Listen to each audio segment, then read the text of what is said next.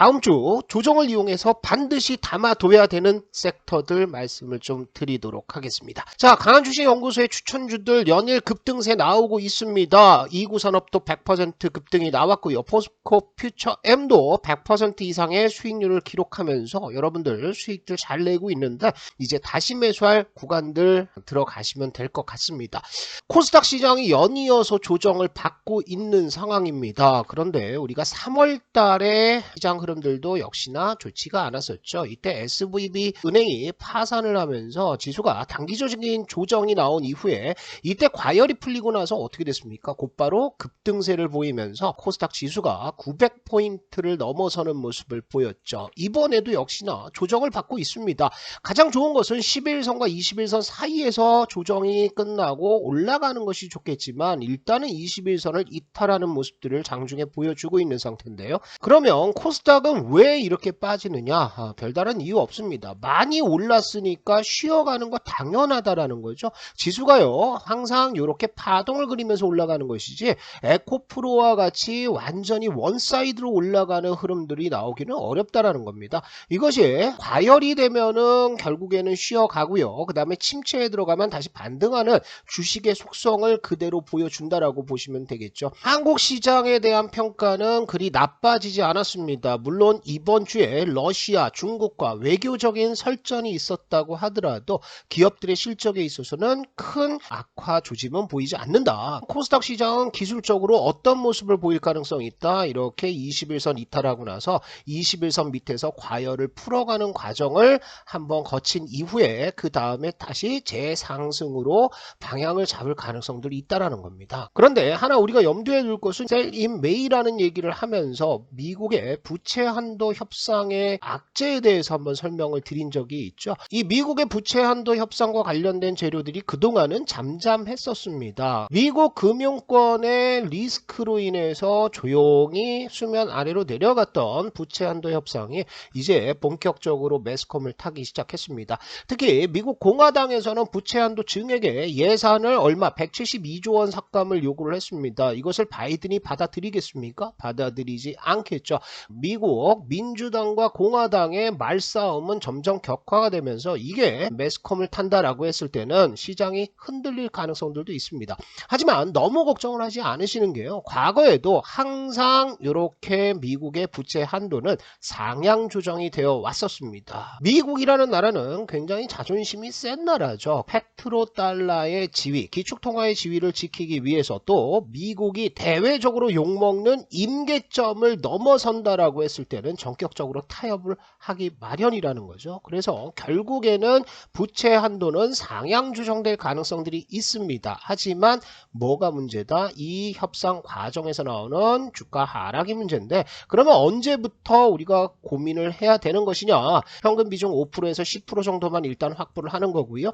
5월달 이후 5월 중순 이후에 이 논쟁이 본격화됐을 때는 제가 현금 비중을 뭐 30% 아니면 50%까지 높이는 사인을 드리도록 하겠습니다. 그 사인은 유튜브에서 드리기는 좀 어려워요. 시의성 있게 그때그때 적소의 현금 비중을 말씀을 드려야 되니까 그런 내용들은 강한주식연구소 어플을 통해서 제가 실시간으로 말씀을 드리도록 하겠습니다. 자, 4월 마지막 주 다섯째 주 증시 일정을 한번 보도록 하겠습니다. 화요일에는 뭐가 있냐면 K배터리 산업전망 컨퍼런스가 열리게 됩니다. 27일 목요일까지 3일에 걸쳐서 열리게 되는데요. 여기에 나오는 내용들 당연히 매스컴을 탈 가능성들이 있어 보이죠. 어떤 내용들이 세미나에서 거론되는지를 한번 보도록 하겠습니다. 첫째 날에는 EV 배터리 산업의 핵심 소재 이슈를 주제로 해서요. 2023년 글로벌 전기차 배터리 산업 전망 그리고 주요 이슈에 대해서 다루고요. 전기차 배터리 핵심 광물과 소재 시장 전망 이런 것들도 다룹니다. 그리고 배터리 원료 광물 공급망 확보 전략 그래서 여기에서는 소재 관련돼서 첫 번째로 심도 있게 다루게 됩니다. 두 번째는 차세대 배터리에 관련돼서 내용들이 나오는데요. 전고체 배터리라든지 리튬 황이라든지 이런 기술들이 얼마나 산업에 적용이 될 수 있는지에 대해서 다뤄지게 되겠죠.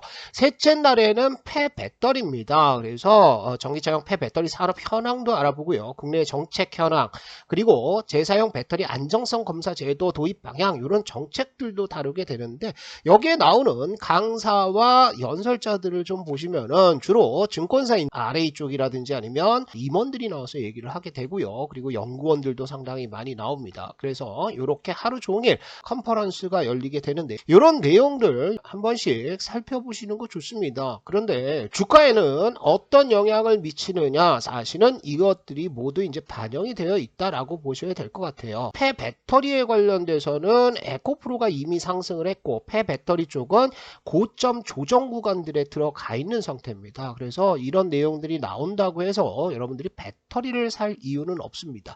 왜 그러냐? 현재까지 배터리는 근 1년 가까이 코스피 시장과 코스닥 시장을 견인하는 주도 업종의 흐름들을 보여줬습니다. 여기에 에코프로, 형제 요 두 종목의 시가총액이 커지면서 여러 가지 논란들도 나오고 있었죠. IRL 법안 관련돼서 공화당이 지금 예산 삭감 얘기를 하고 있는데, 공화당이 타깃으로 잡은 것 중에 하나가 뭐냐면 배터리 관련, 전기차 관련 보조금을 타깃으로 잡고 있다고요. 그러면 지금 시장에서는 호재보다는 악재들이 나올 가능성들이 있다.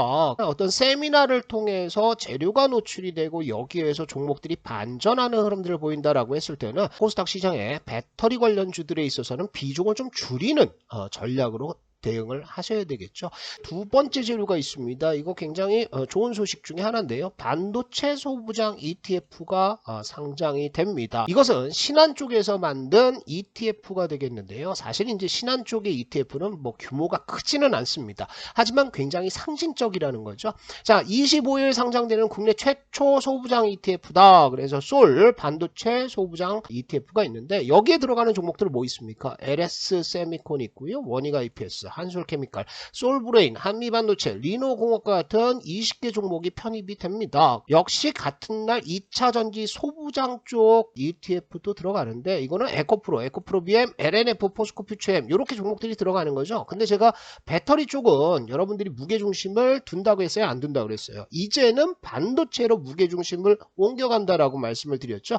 금요일 날 실적도 좋게 나왔지만 LX 세미콘이 급등하고 반도체가 일제 급등하는 것들은 이런 영향들도 일부는 있습니다. 앞으로 여러분들이 보셔야 되는 반도체 소부장의 종목들은 이렇게 많이 있습니다. 여기에 이제 뭐 한솔케미칼 등치가 크죠. SFA 반도체도 있고요. 제가 강조드렸던 이오테크닉스, 그리고 한미 반도체, 리노공업, TCK, 그리고 유진테크라든지 ISC, SNS텍, NX 세미콘, 하나머트리얼즈, 해성DS 전부 다 소개를 시켜드렸던 종목들이죠. 근데 이 종목들을 왜 봐야 되느냐? 앞으로 6개월 이상은 이 반도체 소부장 쪽에서 주가 상승이 더 강하게 나올 수 있는 구간들이 슬슬 다가오고 있다는 겁니다. 등한 종목들을 자꾸 쫓아다니지 마시고요. 지수가 조정이 나올 때 이렇게 반도체 소부장 관련주들을 살살 담아두신다라고 생각하시면 될 것 같아요. 자, 이 재료는요, 강한주식연구소 어플에다가 올려놨습니다. 강한주식연구소 어플은 무료 어플입니다. 우리 시청자분들을 위해서 만들었는데 여기에 이렇게 올려놨죠. 증시 일정 테마주에 이 자료를 올려놨으니까 종목을 보고 싶으신 분들이라고 한다면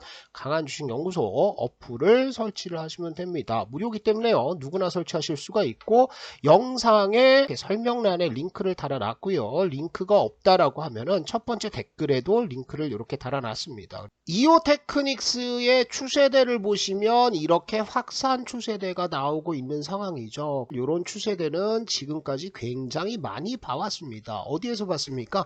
배터리 소부장 쪽이죠. 하나기술, 제가 그렇게 강조를 드렸던 종목인데 하나기술도 역시 어떤 흐름들 나왔죠. 이렇게 추세대가 하나 만들어지다가 상승 추세대의 중심부에서 돌파가 일어나니까 거의 상한가, 준상한가 흐름들이 나오죠. 이런 패턴이 상당히 많이 나온다는 거예요. 그리고 이오테크닉스 같은 경우에는 레이저 장비에 있어서 원천 기술을 가지고 있고요. 이 레이저 장비가 앞으로 쓰이는 곳이 굉장히 많습니다. 그래서 여러분들 지금 매수해서 어디 95,000원까지의 단기 상승세를 보시고 들어가시는 것도 괜찮지만 여기에서 이것을 대세 상승으로 보면서 박스권 위로 들어가서 어디까지 13만원대까지 가는 중기 흐름을 보셔도 무리가 없는 종목이다. 이렇게 정리를 하시면 될 것 같고요.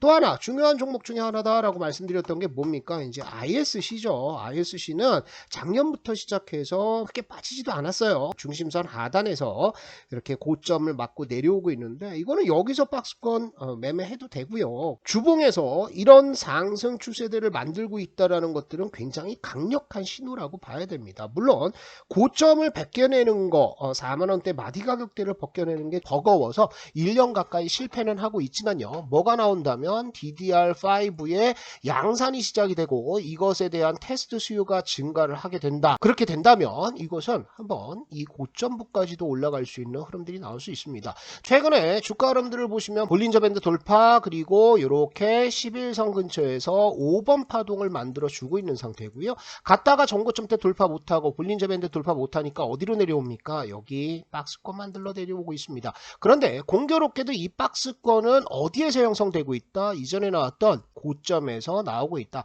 한번 고점으로 작용했던 저항대가 돌파가 되게 되면은 그 다음부터는 뭐가 되는 겁니까? 지지선이 된다고요. 현 시점 38,000원대 7,000원대 요 구간에서 지지를 받는다라고 했을 때는 전고점대 돌파 흐름들까지 한번 기대하신다라고 보시면 될 것 같습니다. 자, SFA 반도체도 메커니즘은 똑같죠. 여기가 4번 나왔습니다. 볼린저 밴드 돌파 그리고 눌림목까지니까 5번이 11선 그 다음에 6번 가는데 6번에서 볼린저 밴드 돌파를 못했어요. 그러면 내려와서 어디? 여기에서 박스권 만든다. 지금 구간에서는 뭐 겁내지 말고 분할 매수 들어가야 되는 구간이죠. 하나 마이크론도 역시나 마찬가지로 대응을 하시면 될 것 같습니다. 이 반도체 소부장에 대해서는 제가 작년부터 배터리만 외친 것처럼 올해 반도체 소부장에 대해서 거의 매주 한두 차례씩 영상을 통해서 종목들을 설명을 좀 해드릴 생각입니다. 여기에 들어있는 종목들은 전부 다 관심을 가지고 보셔야 되는 종목들 중에 하나다. 이렇게 보시면 될 것 같습니다. 자, 그리고요 수요일에는 대통령이 미국 국빈 방문을 하게 됩니다. 20년 만에 최대 규모의 사절단을 재계해서 꾸렸는데요. 여기에서 주로 논의되는 것들이 뭐겠습니까? 반도체, 그 다음에 IRL 이쪽과 관련된 내용들이 상당히 많을 겁니다. 그런데 좋은 것도 있고 안 좋은 것도 있어요. 한국에서 24일날 출발을 하고요. 25일 바이든 대통령과 만나서 친교 행사를 합니다. 그리고 26일부터 본격적인 공식 행사가 시작이 되는데요. 여기에서 여러 가지 내용들이 나오겠죠. 그런데 좋은 것은 뭐냐 하면 첫 번째, 재계가 상당히 많이 갔기 때문에 바이든도 선물 보따리를 좀 풀어줄 가능성도 있습니다. 그런데 두 번째, 좀 리스크가 있는 것들은 아마 미국은 우리나라 대통령의 입에서 우크라이나 관련 또 대만 관련 발언들이 나오는 것을 요구를 할 가능성들이 있다는 거죠. 그래서 이 2번은 우리가 좀 시장 전체적으로 조심해야 되는 문제기는 합니다. 기업들의 개별적인 호재들 이런 것들을 좀 보면 좋을 것 같습니다. 여기에서 나올 내용들은요, 크게 뭘로 나눠볼 수 있냐면 요 IRL 법안에 대한 재해석 이런 것들이 있을 수 있습니다. 그 다음에 올해 이제 테마성 흐름이라고 보셔야 되겠죠. 중소기업들 따라간 업체들은 아마 수급들이 한 번씩 들어오면서 단기 랠리를 보일 가능성들이 있습니다. 그리고 금방 말씀드렸듯이 우크라이나 사태 또 대만 사태와 관련돼서 어떤 발언이 나온다라고 한다면 방산 쪽에도 주가 상승의 모멘텀이 될 가능성들 있어 보여요. 자동차 쪽도 좀 봐야 됩니다. 그래서 어떤 업체들이 경제사절단에 포함이 됐는지에 대해서는 한국경제인연합회 보도 자료를 통해서 알아볼 수가 있죠. 요 명단들은 어디에 올려놨다? 제가 여기 올려놨습니다. 미국 국빈 방문 경제사절단 목록. 그래서 요거 들어오셔가지고요, 다운받아서 한 번씩 읽어보시고 관심 종목에 등록해 놓으신다라고 한다면 테마주의 흐름들도 잡아볼 수가 있을 겁니다. 자, 링크 다 올려놨고요. 그런데 여기에서는 뭐 자료만 받으시는 것들이 아니라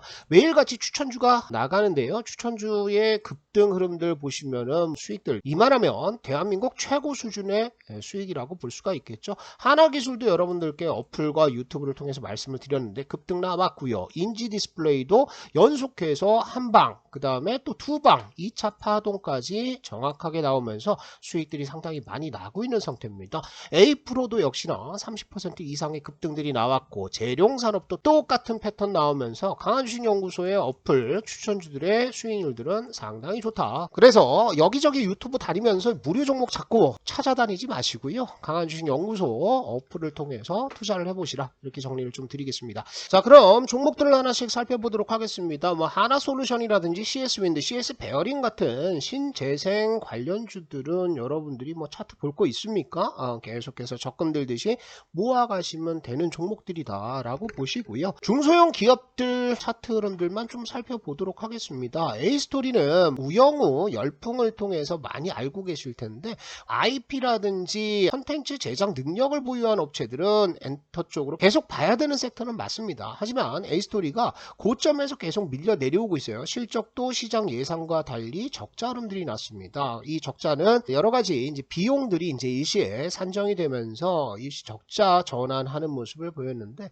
이런 흐름에 따라서 이제 고점과 저점이 같이 낮아지는 하락 추세들을 만들어 가고 있는 상태죠. 그런데 이것은 이렇게 저점부 내려오면 매수하는 겁니다. 주가의 추세대가 이렇게 만들어졌다라고 한다면 굉장히 쉽게 매매를 할 수가 있는 거죠. 바닥권에서 눈여겨봐야 되는 것은 이렇게 하락 추세대가 나오는 중에도 매수 거래량들이 툭툭툭 들어가고 있다라는 거죠. 그 다음에 바닥권 여기 추세대 하단을 깨고 내려온다라고 하면 손절을 하면 되지만 이게 여기 올라가서 돌파가 나온다라고 했을 때는 뭐 상한가 한방도 나올 수 있는 28,000원대까지도 볼 수 있는 자리가 되지 않을까 이렇게 생각하시면 될 것 같고요.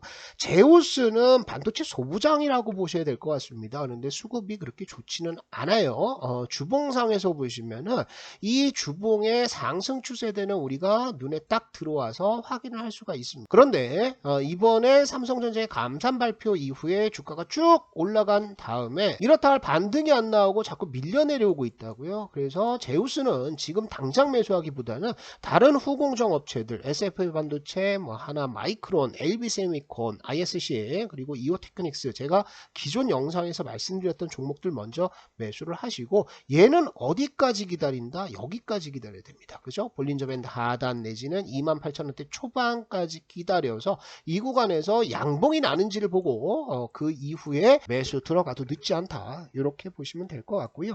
히림이라는 종목은 여러 차례 이제 테마성 흐름들을 잘 보여주는 종목이죠. 시가총액이 한 1,000억 원 정도 되는데 우크라이나 전쟁 이후에 쭉쭉 재료만 나오면은 상한가 한방 아니면 한방 반씩 올라가는 아주 탄력적인 모습을 보여주고 있습니다. 정말 히림이 엄청난 실적을 보이면서 성장성이 대단한 종목이냐? 그렇지는 않습니다. 철저하게 테마주로 접근을 하시면 될 것 같은데요.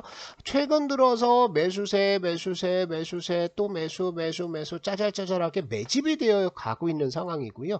주가도 이렇게 수렴하는 모습을 보여주면서 이 수렴하는 주가대를 은근슬쩍 돌파를 해놨다. 그럼 밑에 깨면 어떻게 되는 거예요? 손절하면 되는 거죠. 그래서 손절가는 굉장히 짧게 설정이 되어 있는 반면 위쪽으로 간다라고 한다면 상한가 한방 아니면 한방 반까지도 볼 수 있는 자리에 와 있다. 그래서 히림은 테마주로서 접근을 하시면 될 것 같습니다. 그 다음에 마지막으로 아세아텍.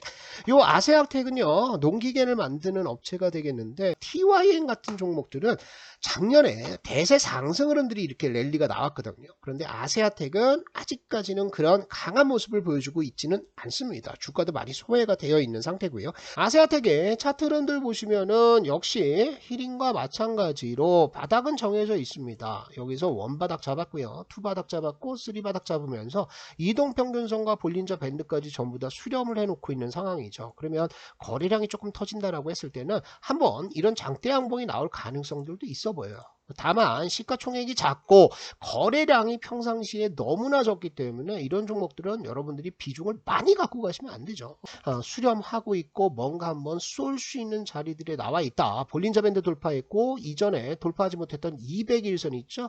요 200일선을 지금 이렇게 돌파해서 안착하고 다시 위로 방향을 틀려는 모습을 보여주고 있다. 그래서 손절은 여기 잡으시고요.